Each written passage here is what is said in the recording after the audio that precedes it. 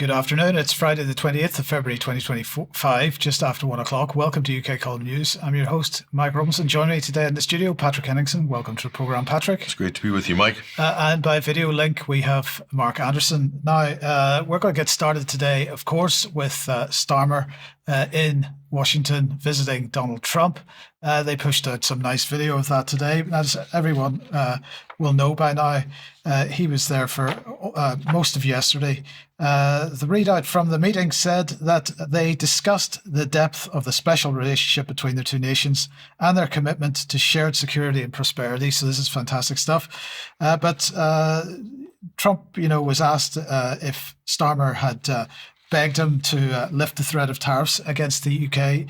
Trump said he tried. He was working hard, I'll tell you that. He earned whatever the hell pay they pay him over there. So that was that. So what were the highlights? Well, then, of course, as you can see on screen at the moment, Starmer presented Trump with a special letter from the King inviting him over for the second time. This is apparently the only time this has happened in recent history, that a world leader has been honoured with the second state visit. Well, I don't know, Patrick, what do you think? Is this desperation on behalf of the British to try to keep the special relationship going here? Because, the British government views, the United States as being the brawn to the British brains, right? Well, it's the indispensable partner in the special relationship. So I think this is good for Britain, Mike, to be slightly on good talking terms with Washington after the last couple of weeks. I think it has to be positive for Britain. For the U.S., I'm not sure whether the U.S. has changed their position or not. I think they're still working things out. I think that's right. Ukraine, of course, was also discussed. That situation opaque as it's ever been. Trump saying a ceasefire agreement will be agreed soon or not at all. So that's pretty clear then. And of course, the minerals deal is not done yet, but we'll talk about that in a second. The British media, of course, putting a brave face on everything that was going on. But the rhetoric from Starmer has changed on Ukraine, at least. Gone is the, Ukraine must win, Russia must lose rhetoric, and in its place is we must win the peace. But let's just have a look at one example of what Starmer was saying yesterday. Between our two countries. That is why this is the greatest alliance for prosperity and security I think the world has ever seen. Whenever necessary, we absolutely backed each other up, and that's at the Could core you take on Russia by yourselves? Well, all right, one or two more. Yes. So, while the British press putting a brave face on it, undoubtedly there was quite a bit of mickey taking from Trump's side here, and really treating Starmer with somewhat of contempt. He's establishing the pecking order there, making it very clear. So you watch how Donald Trump shakes hands, Mike. He always puts his palm facing up, which is the sign of dominance. Right. And you put your hand down. So he did that with Starmer. And Starmer fell for that one, like most people do. But winning the peace, that's interesting, I guess. So it's no longer winning the war, it's winning the peace. So you win the peace by keep fighting to get the peace. So absolutely. So makes sense. Let's just listen to what he said about that. Mr. President, I welcome your deep and personal commitment to bring peace and to stop the killing. You've created a moment of tremendous opportunity to reach a historic peace deal, a deal that I think would be celebrated in Ukraine and around the world. That is the prize. But we have to get it right. There's a famous slogan in the United Kingdom from after the Second World War. That is that we have to win the peace. And that's what we must do now. Because it can't be peace that rewards the aggressor or that gives encouragement to regimes like Iran. We agree history must be on the side of the peacemaker, not the invader. So the stakes, they couldn't be higher. And we're determined to work together to deliver a good deal. We've discussed a plan today to reach a peace that is tough and fair, that Ukraine will help shape, that's backed by strength, to stop Putin coming back for more. Now, I'm working closely with other European leaders on this, and I'm clear that the UK is ready to put boots on the ground and planes in the air to support a deal working together with our allies, because that is the only way that peace will last. So it's the peacemaker, not the invader. Patrick, just remind me, how many countries have Britain and the United States invaded in the last 30 years or so? Can we count that high? How many regime change operations have the U.S. and Britain done since World War II? 100, I think. I think we need to look back just briefly, Mike, at a World War II history. Who won the peace in World War II? Was it not the Russian Army, the Red Army, the Soviet Union, Operation Bagration, to destroy the German war machine? I mean, they won the peace. And the battle that happened then is happening on the exact same grounds today in Ukraine, in Kurds, in the exact same places. And I dare say, Mike, the results will be exactly the same. Russia will adapt and overcome, repel, and defeat the Nazi war machine that is coming out of Kiev. Right. Backed by NATO.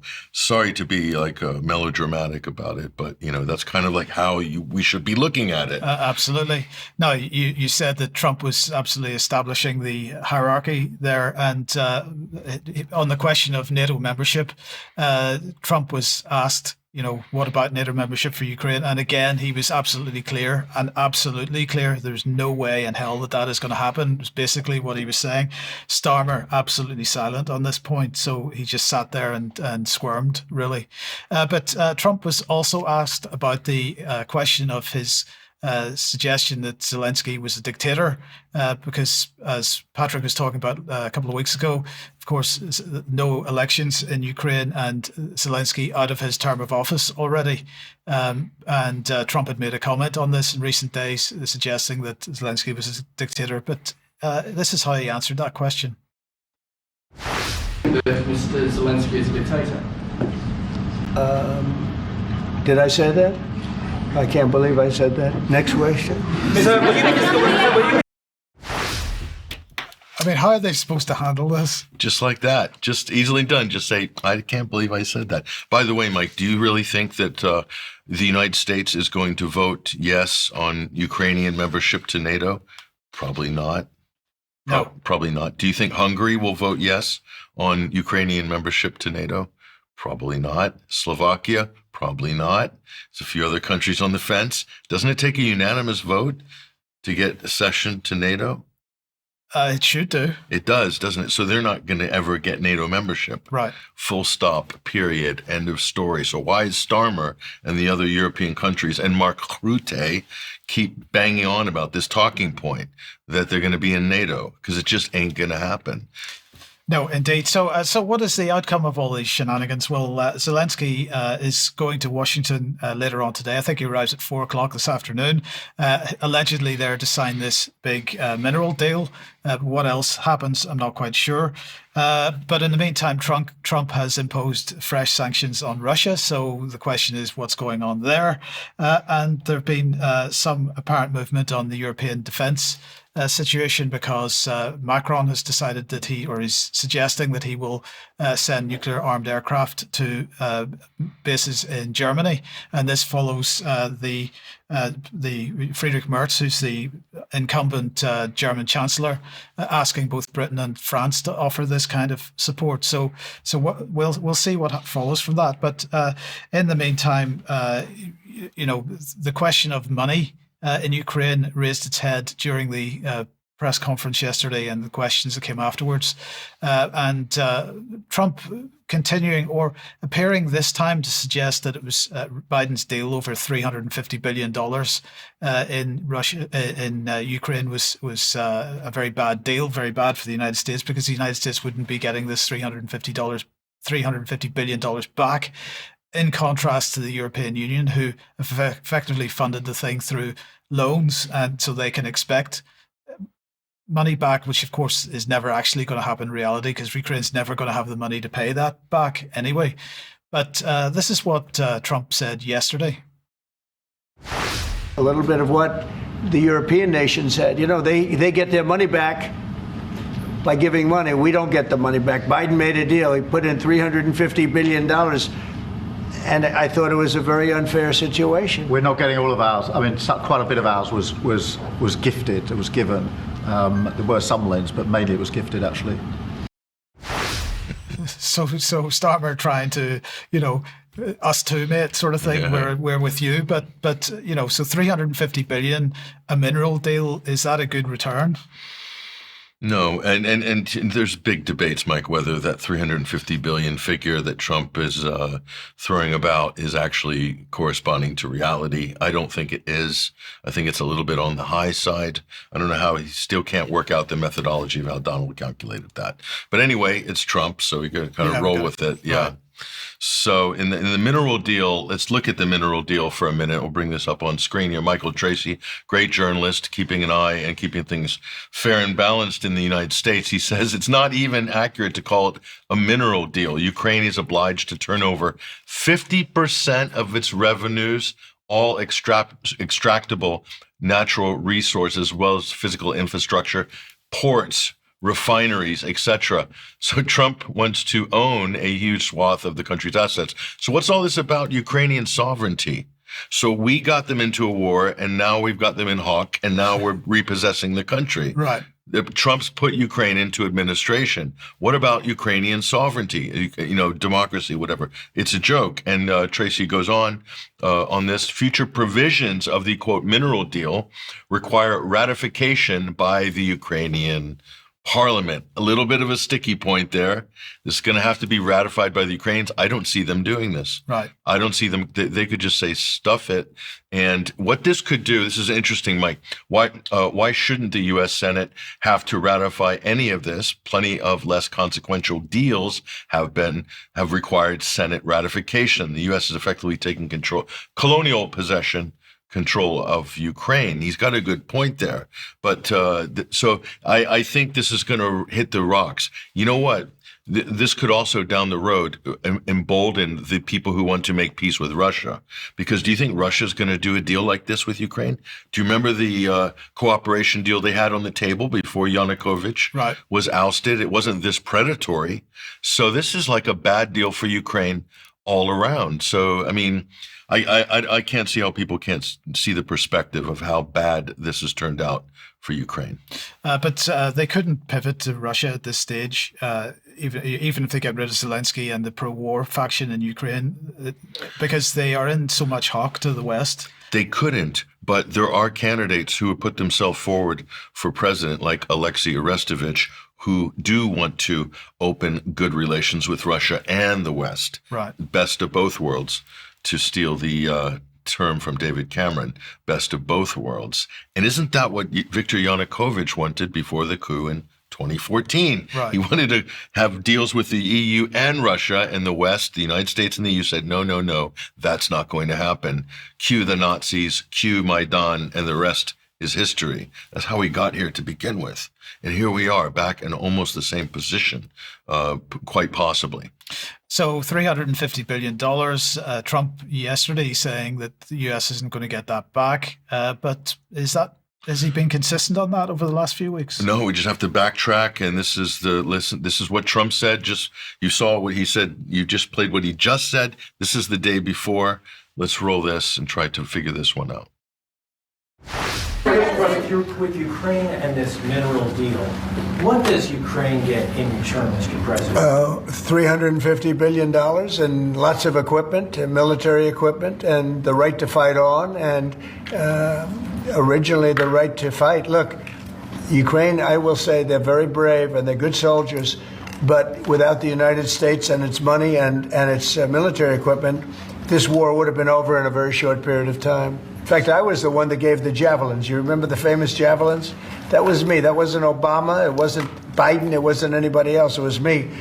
And they wiped out a lot of tanks with those javelins. And the expression was that Obama gave sheets and I gave the javelins. That was a big deal at the time. It wiped out. That was the beginning when people said, wow, that's something. Well, that was American equipment.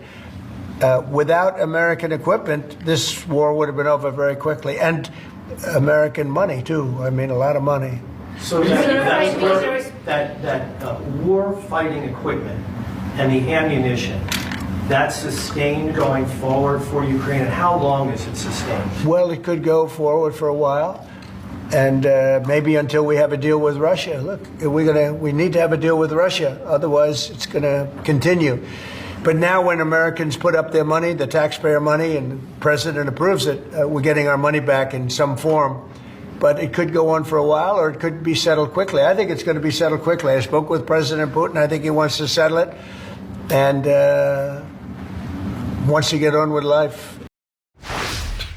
So are they getting their money back, or are they not getting their money back? I'm not quite clear on that. He said Ukraine's going to get $350 billion. So that's an interesting figure. But just quickly, Donald Trump said, without the javelins, I gave the lethal aid when Obama wouldn't. But this is the same Trump that said, if I was president, this war would have never have happened. So on one hand, he's saying that. The other hand, he's saying that I kept the war going by giving them weapons, and how great that is. So again, Trump constantly contradicting himself. But what he's saying is more troops, fight on, more equipment, land, et cetera, et cetera. So this is basically a continuation of the status quo policy, Right. basically. And so Russia has been getting on with life. They have been getting on with life by increasing the territory captured in eastern Ukraine. They've also been getting on with life at home with their economy, projecting 3% growth. So Russia's not in a bad negotiating position. The U.S. is. So a lot of this is blustered by Trump. But that $350 billion figure, Mike, it's, I think, historically significant. And here's why. World War I reparations, just looking back at history. So Germany at the end of World War I paid 6.6 billion pounds. Okay, 6.6 billion pounds.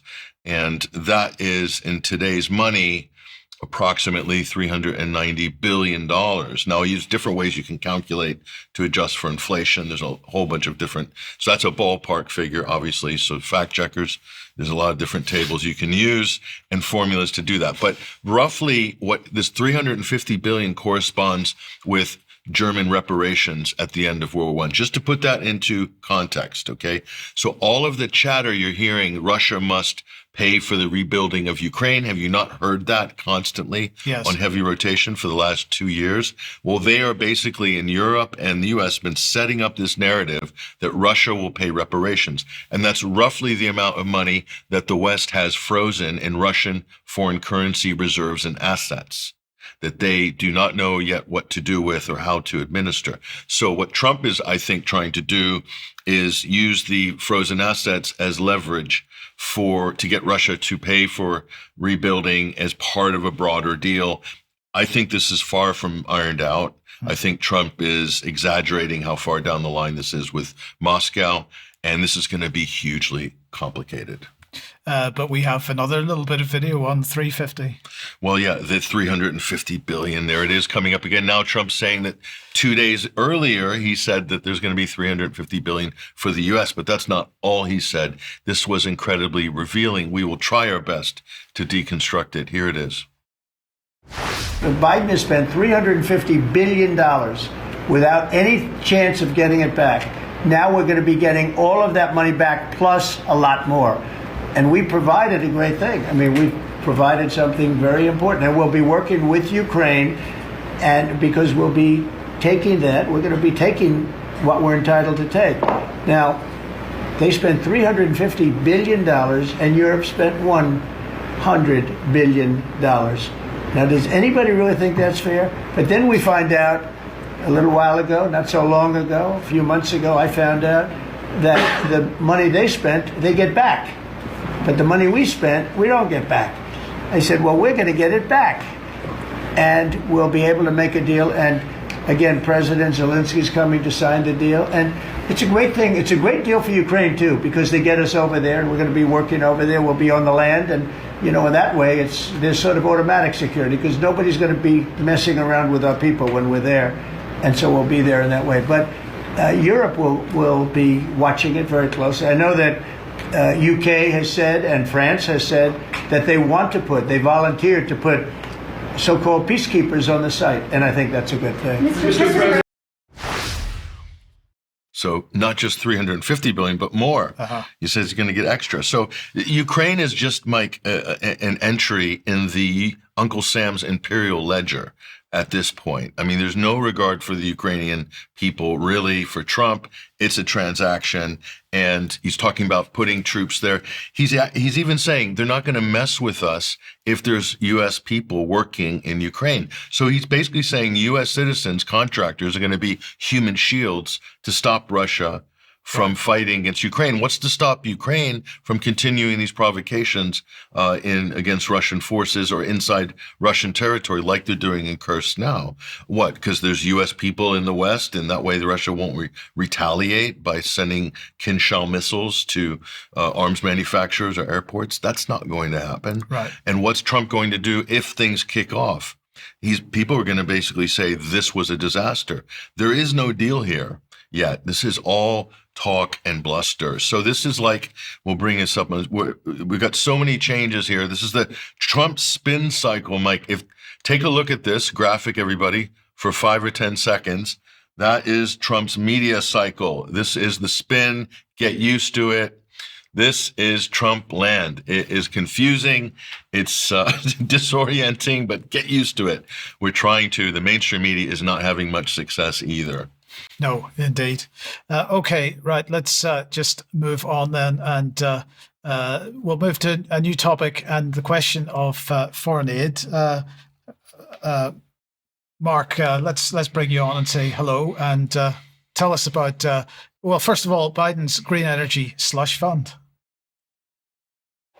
Yes, there's been, of course, a lot of waste in recent times by the Biden regime, particularly as it was leaving the White House, trying to fund the green energy regime, trying to get the electric vehicle EV industry up and running. This is in a recent article I published in American Free Press. Massive Biden green energy slush fund happens to be linked to a radical leftist Georgia politician. Of course, that's Stacey Abrams. She's become a fairly familiar face in recent times. She campaigned heavily for Kamala Harris. And I've got some specifics as we move on and look at some of these other slides. This is some of my writing. White House's new Department of Government Efficiency, or DOGE, that we've heard about. It's a brand new thing, of course.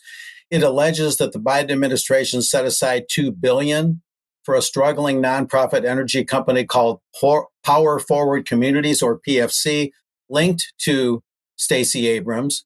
And then in April 2024, Biden's EPA awarded PFC, that company, the grant, $2 billion as part of its Greenhouse Gas Reduction Fund program.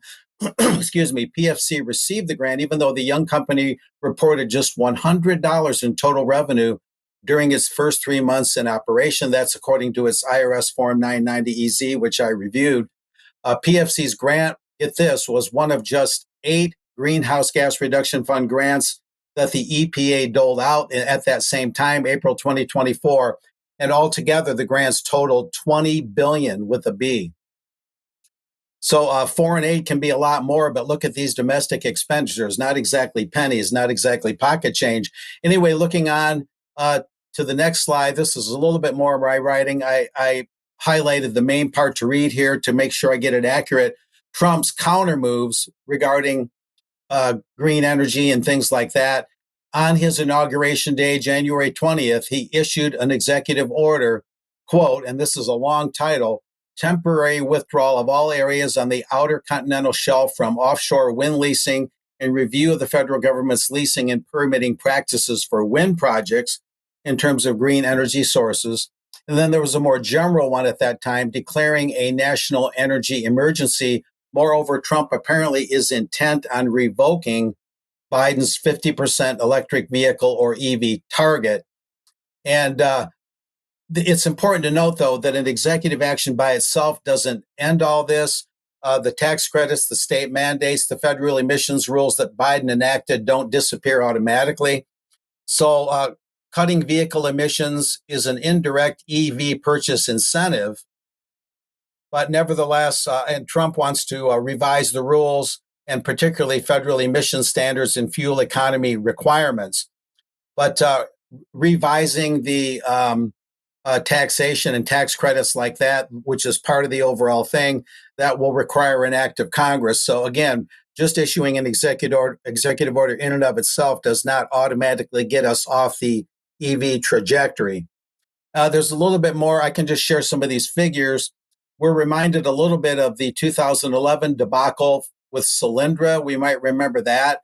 A startup solar company in Fremont, California, $570 million was wasted during the Obama administration when Biden was VP. And there was also $401 million that went down the drain with Abound Solar in 2012, much like Solyndra. Cala Solar, around that same time, $280 million went down the drain, and $193 million was wasted in another debacle involving Fisher Automotive. And add to that, A123 Systems, which manufactured defective batteries and declared bankruptcy around that same time, leading to a waste of $132 million.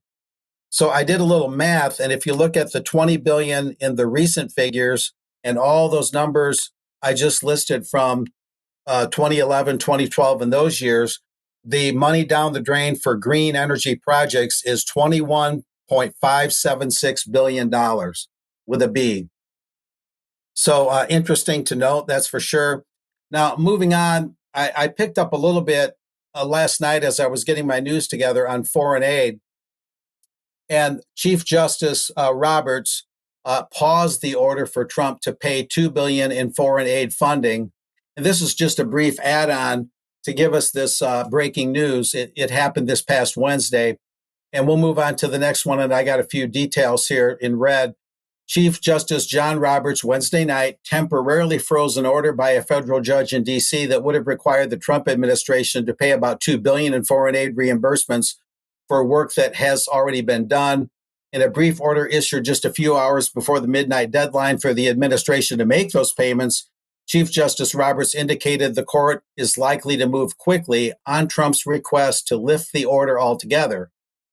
And the dispute stems from an executive order Trump issued last month declaring that foreign aid funds often are not aligned with American interests and values, which I think is a notable and laudable thing to put out there by the president. Following this executive order, of course, Secretary of State Rubio paused the foreign aid programs funded by and through the State Department and U.S. aid. So Trump is moving his weight around a bit and getting his way so far through the courts on foreign aid. And we'll see how that extrapolates into the future. But I thought that was an important add-on. We'll see what effect that has on the broad spectrum of foreign aid for Ukraine and for any other type of foreign aid. It's a little hard to tell, but I'll watch the Supreme Court closely to see if they follow through on what Roberts is indicating. So back to you guys. Thanks, Mark. Right. Okay, let's move on. If you like what the UK column does, you would like to support us, please go to support.ukcolumn.org. There are options to help us out there. You can make a donation, join as a member, pick something up from the shop, and as we mentioned, clivedecarl.com. If you use the link on this page, we will get a small commission for anything you buy from him. But if you can't do any of those, please do share the material you find on the UK Column website, because we need your help to beat the censorship regime. Now, another reminder for the UK Column on location in Cheltenham on Saturday the 5th of April. Tickets going fast. Catherine Gunn, Alex Thompson, Patrick Henningsen speaking. Raja Mia joins that list now, and so that's going to be an extremely interesting day. We are going to have a private bar in the room after the event is finished. So if you're able to join us for a bit of a social afterwards, that is fantastic as well. That will be a cash bar, but we do need to let everybody know that no cash is able to be used anywhere else in the hotel. It's normally a non-cash hotel, but because we asked for the ability to take cash, they have graciously agreed, and so that we've got to applaud them for that. Do get to that event if you possibly can. The interview that was put out at 1 p.m. yesterday was with Diane speaking to Kathy Mudge of Protect and Teach about what's going on in schools and libraries.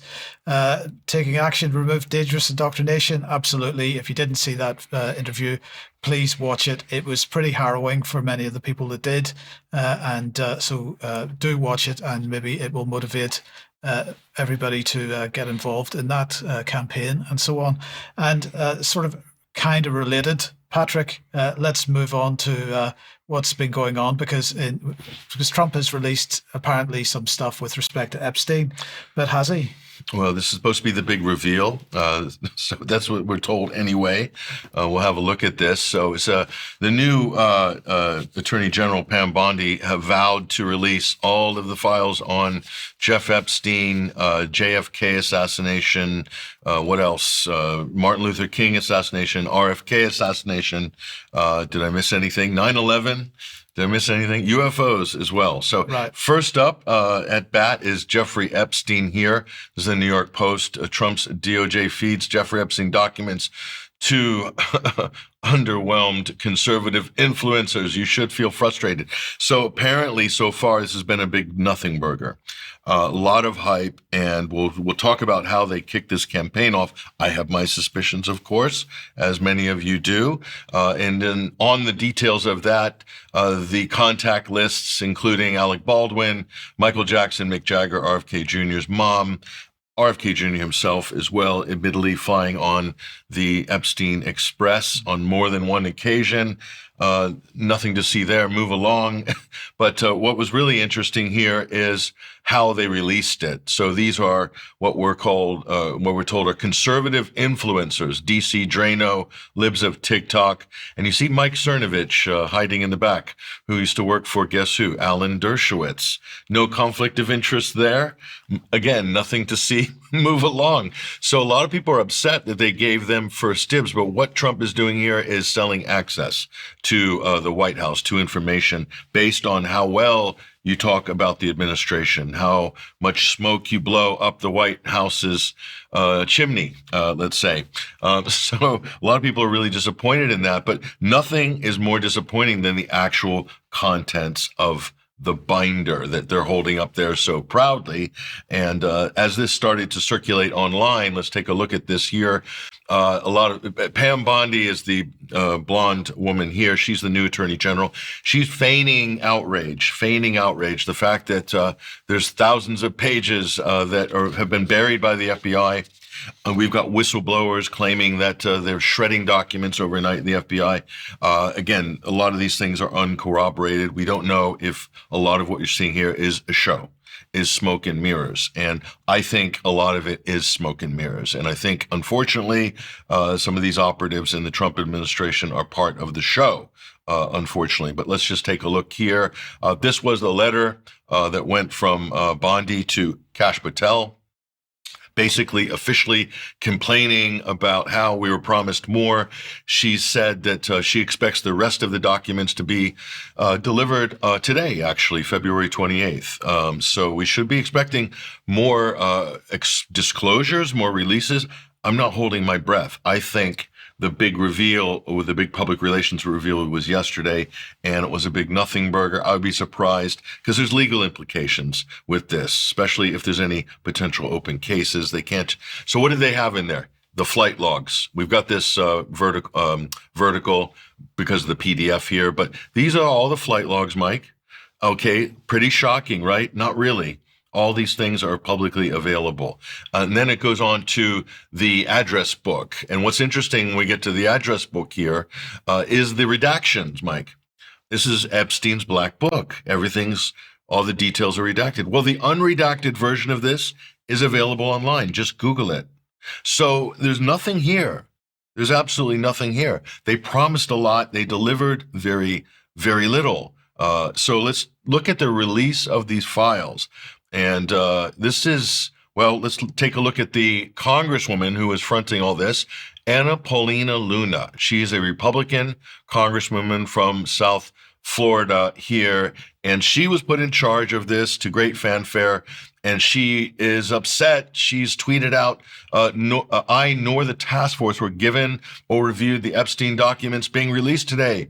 A New York Post story just revealed that all the documents will simply be Epstein's phone book. This is not what we or the American people have asked for, and a complete disappointment. I am getting vibes that this whole thing is being stage managed, okay?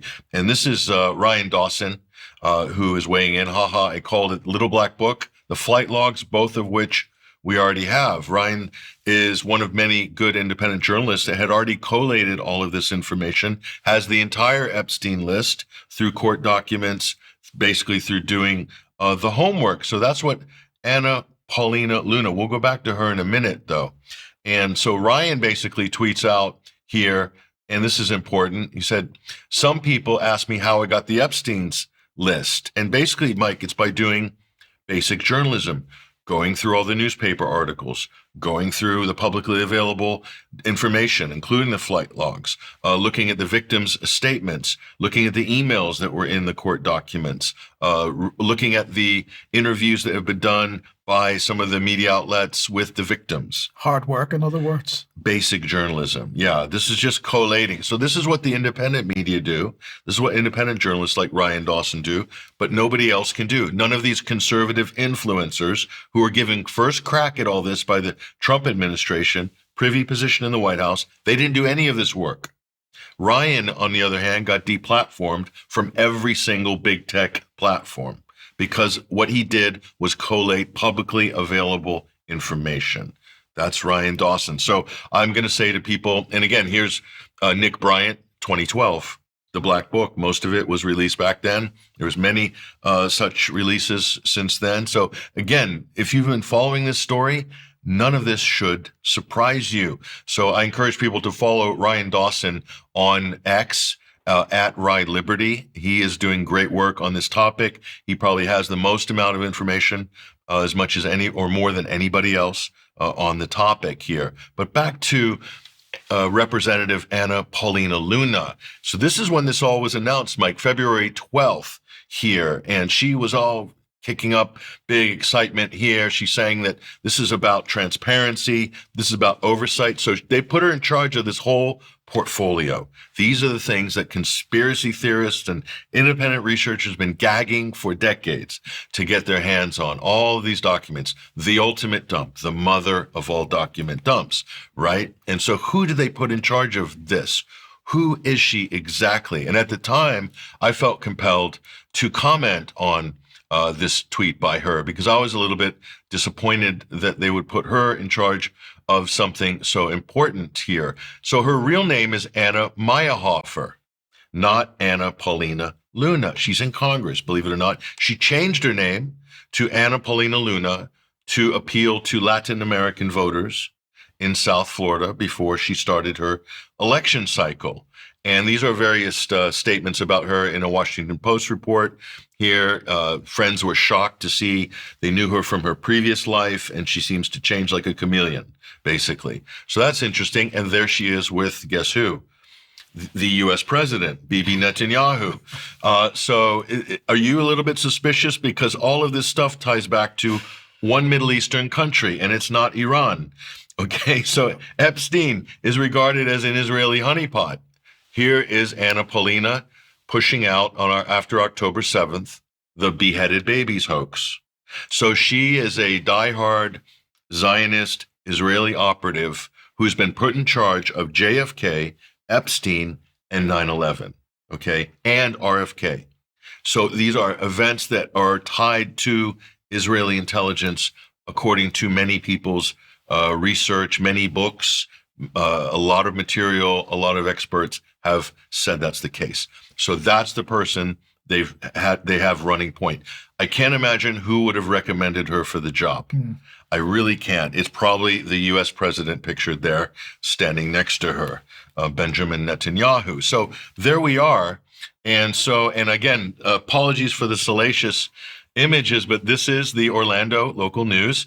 She is a former stripper from South Florida. Now, what are the odds, Mike, that right around Jeffrey Epstein's neighborhood? I mean, let's just start putting two and two together here. The editor of this paper recently approached her at the time. This was before she ran, while she was running. And apparently, yes, she worked at this strip club in Tampa.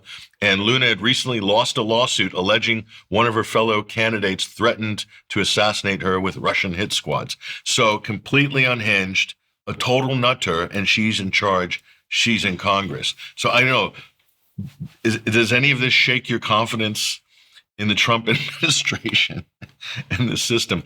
I really I can't believe people haven't picked up on more of this, but we are living in a very strange time.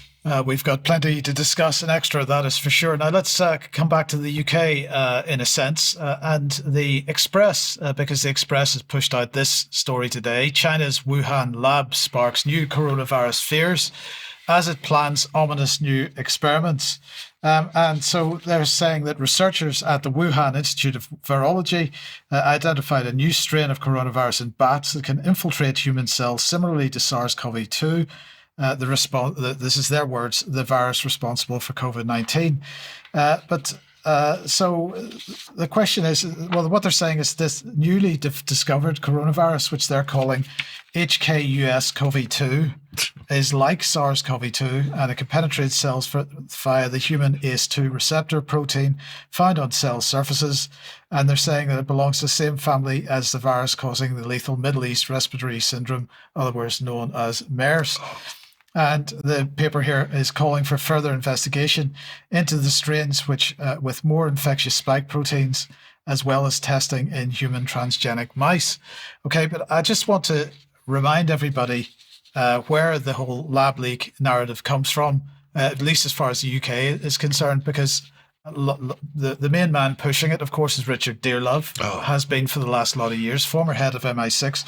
And for those of us that have been around long enough to remember, of course, this is old Yellowcake himself, the man who provided the intelligence which allowed Tony Blair to head off to war. Now, and Christopher Steele's boss. And Christopher Steele's boss. So all of the Trump fans out there, this is the man that is behind the Russiagate saga that basically kept Trump tied up in so many knots during his first term. So this is who's pushing this, because this man is rabidly anti-Chinese, just as he is rabidly anti-Russian, and so on.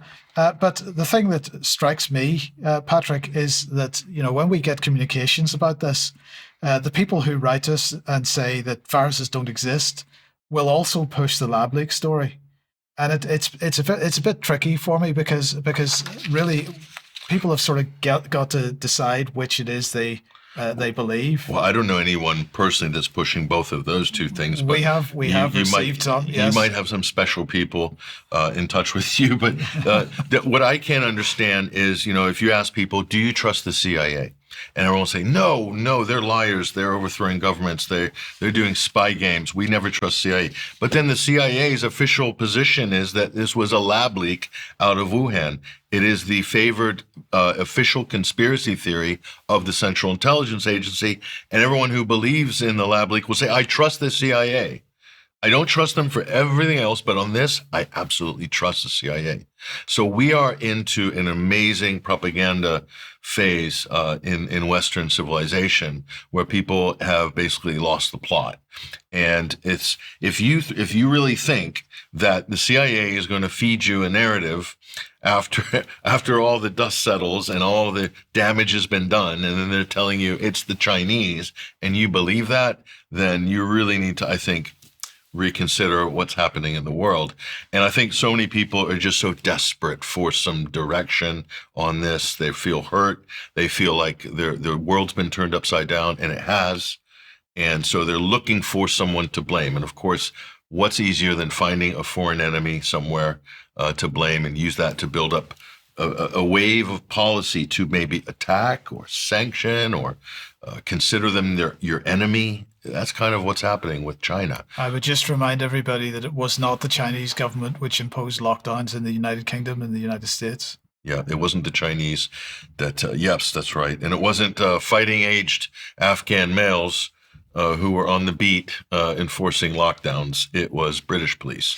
Just a reminder. Absolutely.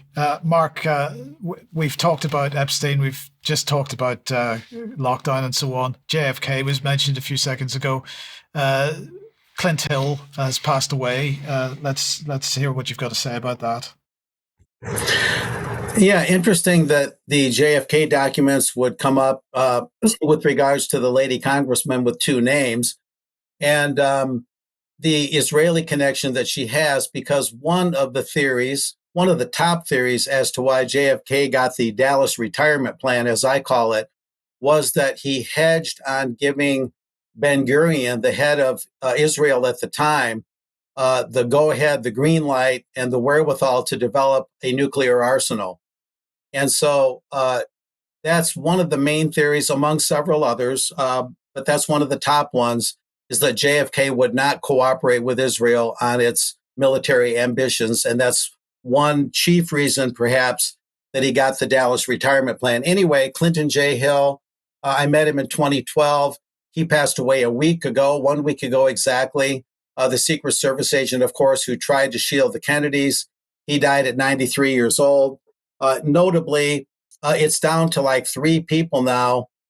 Other than him, now he's passed away. The only Secret Service agent still living that was there that day is Paul Landis, who lives near Cleveland, Ohio, and Ruth Payne, of course, with whom Marina and Lee Harvey Oswald lived in Irving, Texas. She's still alive. And then Marina Oswald herself. So it's down to those 3 people now that Clinton Hill has passed away. This is another picture of Clinton Hill in his younger days, when he would often go overseas with Jackie on her separate trips from JFK. And he was mainly her bodyguard. And of course, that photo to the right there is when he jumped on the back of the 100X limo right after they heard shots in Dallas. And moving on from there, the testimony of Clint Hill is particularly interesting. Now, I met him in 2012 in Dallas, just north of the Texas School Book Depository, which is now the museum, the 6th floor museum. And I asked him a question about that second shot that he heard and what he said to the Warren Commission back in 63 or early 64 regarding that shot. And he said in 2012 what he was saying even more recently, and that's a complete denial and a complete papering over of what he said initially to the Warren Commission. And it's worth reciting this exactly because the contrast to what he said then and what he said in recent years is a very stark contrast. And I think that Clint Hill went to his grave knowing something, knowing something very pivotal about this whole event, and he took it with him to his grave. Anyway, Mr. Hill, he said this: there were people scattered throughout the entire park, and I heard a noise from my right rear, which seemed to me to be a firecracker. I immediately looked to my right, and in so doing, my eyes had to cross the presidential limo, and I saw JFK grab it himself and lurch forward and to the left. Arlen Specter, later a Pennsylvania senator who was a lawyer on the commission at that time, Mr. Specter said, "Why don't you just proceed in narrative form, Mr. Hill, to tell us?" And Representative Boggs, a congressman who was on the Warren Commission at that time, he said this was the first shot. And here's the key part. Mr. Hill replied, "This is the first sound that I heard. Yes, sir. I jumped from the car, realizing that something was wrong. I ran to the presidential limousine.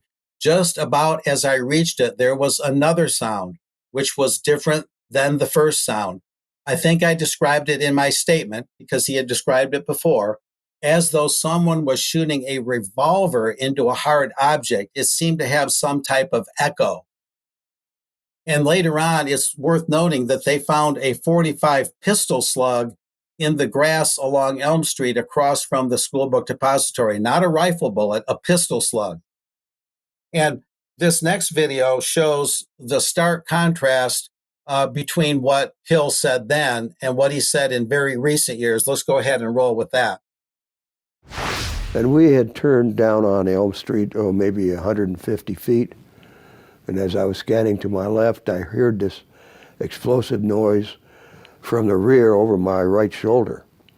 Now, I didn't recognize it as a gunshot initially, so I started to turn toward that noise, and I only got as far as the back of the president's car because I saw the president's reaction, and that's when I realized it had been a gunshot. He grabbed at his throat, and he started to fall to his left. He had a back brace on, which prevented him from really bending much forward, but also immediately in front of him was seated Governor Connally in a jump seat, and the back of that jump seat was almost up against the knees of President Kennedy.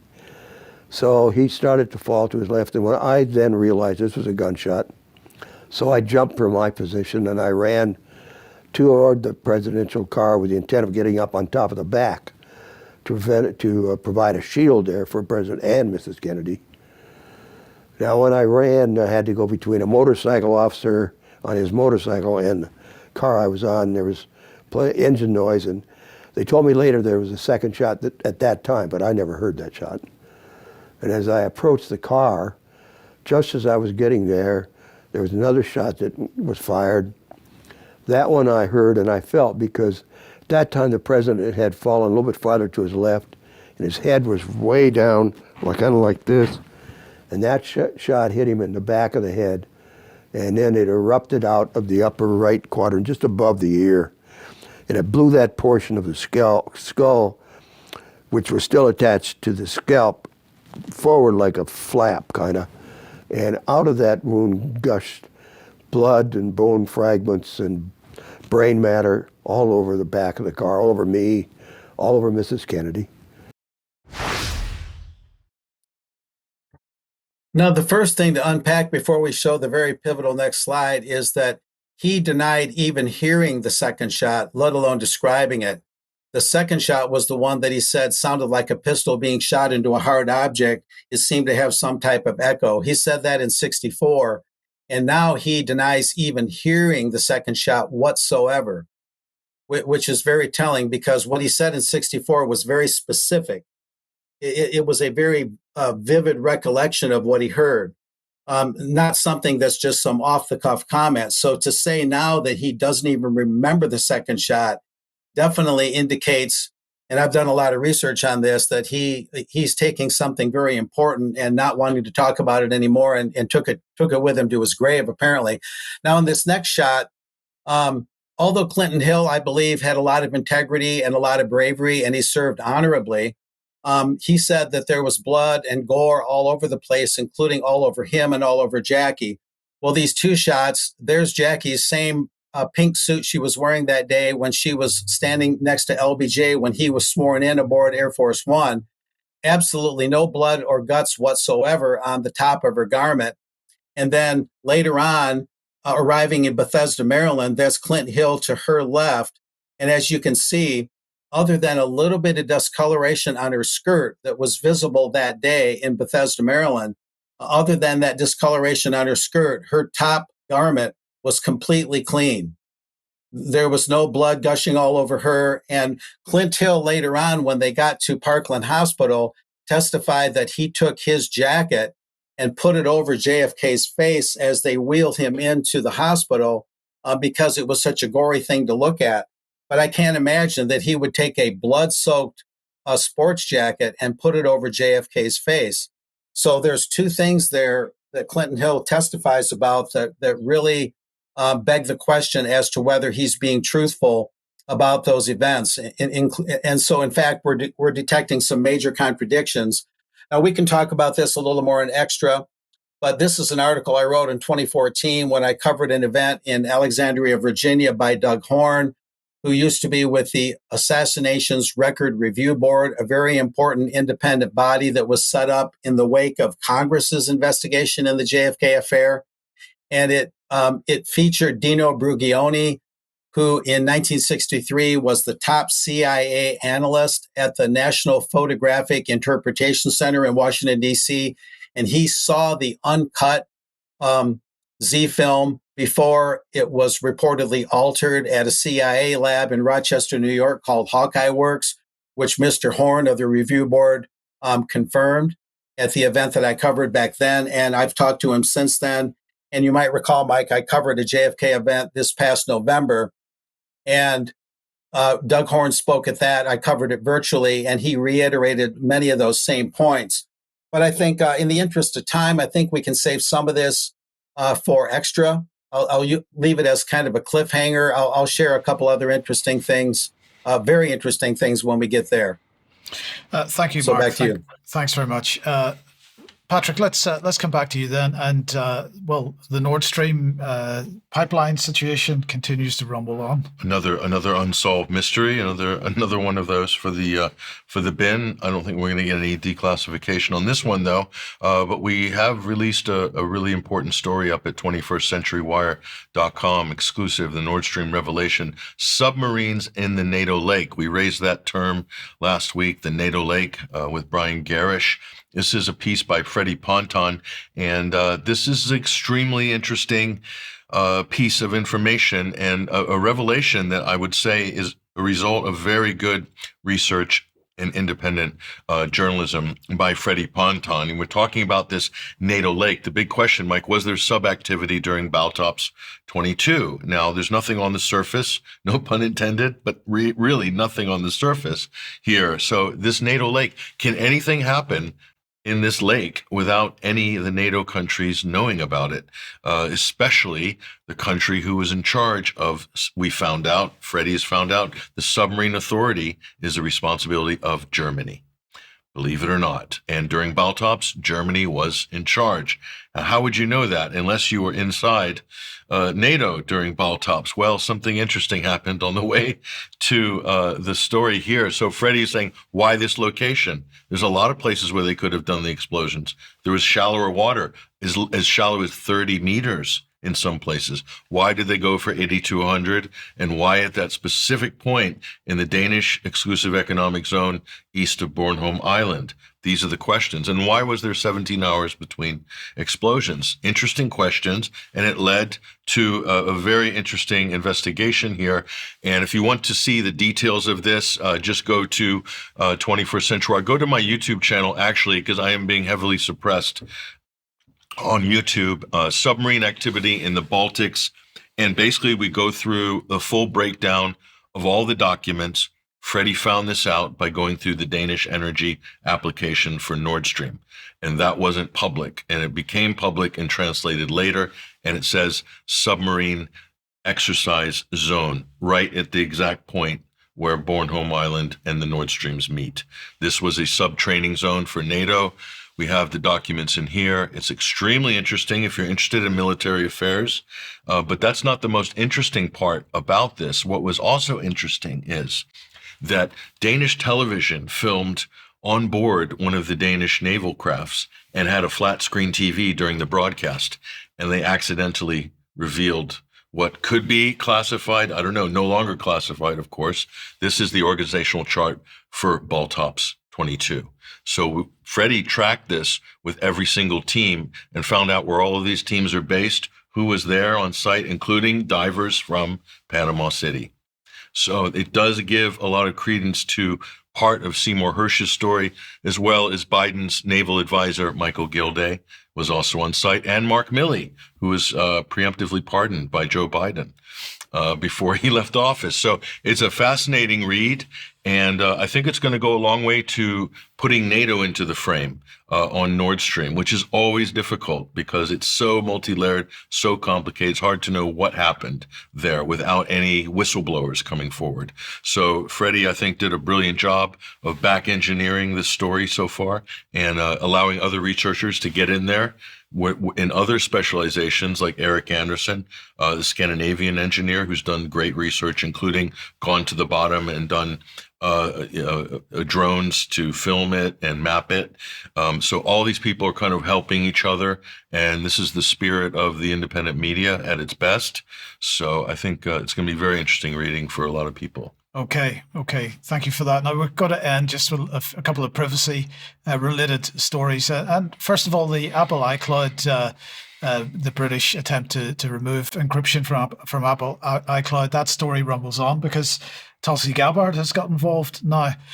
So basically, this comes out of what is known as the Cloud Act, and this was signed in 2019. It came into force in October 2020. And as I say, this might be the first significant act of Tulsi Gabbard anyway. She wrote to a couple of US Congress people saying, "My lawyers are working to provide a legal opinion on the implications of the reported UK demands against Apple on the bilateral Cloud Act agreement. Upon initial review of the US and UK bilateral Cloud Act agreement, the United Kingdom may not issue demands for data of US citizens, nationals, or lawful permanent residents, nor is it authorized to demand the data of persons located inside the United States." Now, the reason Tulsi's getting motivated by this is because although Apple has now simply removed this facility from people in the United Kingdom in order to try to swerve around this court order from the United Kingdom government. The original application to the court by the UK government was demanding that Apple place a backdoor on their encryption mechanism for iCloud, which would have meant that the UK government could have got access to anybody's data, including that of US citizens. So in order to prevent that, Apple has removed the facility from the UK completely, but not from any other jurisdiction. So Tulsi now is using her position, I guess, as DNI to try to investigate whether there has been a breach of that agreement. Now, what the implications are for the UK, I don't know, and how that fits into what we were talking about at the start of the program. I don't know. That remains to be seen. Is this happening now, by the way? This is happening now, So yes. right now, the UK government are looking at everyone's iCloud now. They have, legally. The question of the legality of it is still to be determined, of course, because they're giving themselves this power through the Regulation of Investigatory Powers Act and the amendments to that act that became an act of Parliament last year. So we will see how this develops, and we'll talk a bit more about this in Extra as well. But we'll see how this develops. But I think it's an interesting development there from Tulsi, and we'll see whether there's any implications. So they haven't enacted it yet? Is it something they're planning to do? No. This is a court order that Apple has complied with in a sense, because they have switched off the facility for UK iPhone and iPad and Mac users. Encryption. Encryption, yes. Okay, yes. interesting. So we'll leave it there for today. I'm going to say thank you to Mark and to Patrick and to everybody that's been watching. Stick around for Extra, because we've got lots to unpack in Extra. And if you're a UK Call member, you can do that. Otherwise, well, join us, and then you can join us for Extra every time. Otherwise, have a great weekend. We'll see you at 1 p.m. as usual on Monday. Bye-bye.